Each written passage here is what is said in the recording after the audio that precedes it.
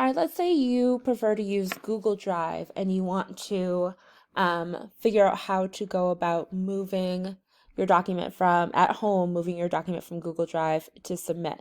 So, Google Drive, you have access to that on any device as long as you log into your Google account. So, once you have your assignment, you can just click on submit and then you do attach files from Google Drive. It's going to have you log into your account. And then all you have to do is just pick whatever document it is that you want to submit, attach and share.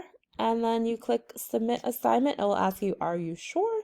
And you say okay, and it tells you that it has been submitted.